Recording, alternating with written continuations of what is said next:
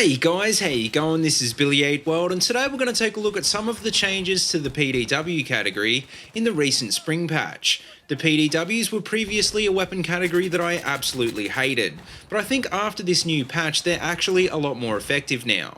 Prior to the spring patch, there wasn't really any reason to use the PDWs, but now I think for some maps they can actually be a viable alternative to a carbine.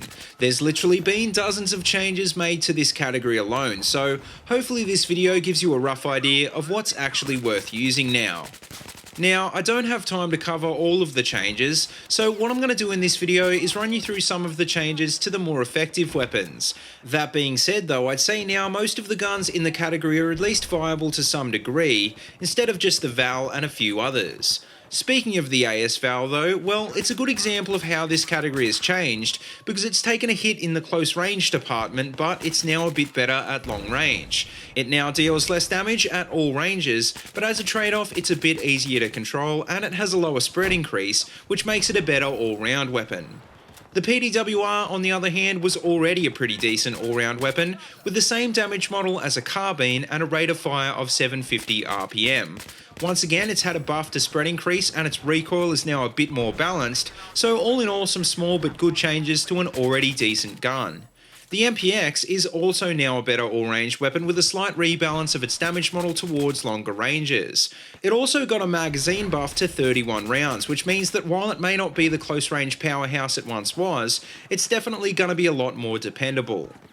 Now, the main change to the PDW category in the spring patch has definitely been the addition of the Groza 4, which, like the Val, is another high damage PDW with an integral suppressor. It's similar to the Val in a lot of ways, except for the fact that it only fires at 700 RPM, and it's also a bullpup design. The Groza also reloads a bit slower than the Val, but on the other hand, it's actually a lot easier to control for longer range gunfights. I think I'd probably still edge on the side of the Val being a better gun, but at the end of the day, they're both pretty good, and I think it's really going to depend on your own playstyle.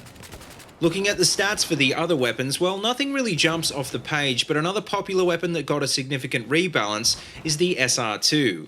It got a slight buff to muzzle velocity, but it also got a nerf to recoil, and the same treatment as the MPX in terms of damage model.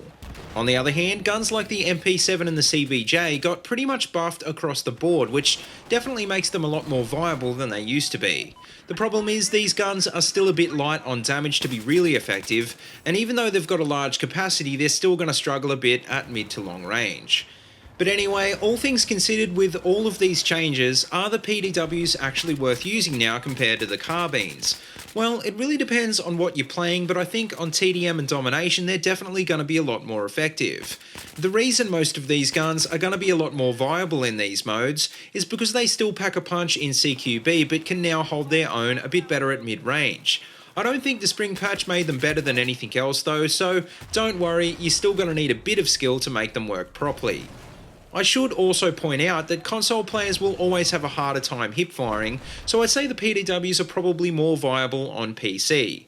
That being said though, you'll notice that in all of these clips, I'm playing Rush on PS4 with the Groza, and I've got to say, it actually didn't do too badly. Normally, I'd never choose a PDW on Rush, but it's nice to know they actually stand a chance now, even if they're not that amazing compared to ARs.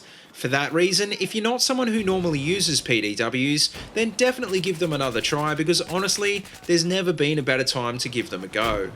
But anyway, that just about wraps up this video, so let me know what you think, and as always, if you like what you see, don't forget to like, comment, and subscribe. Also, check out the links in the description below if you want to see more of my videos, or if you'd like to support my channel on Patreon, and until next time, see you later, and have a good one.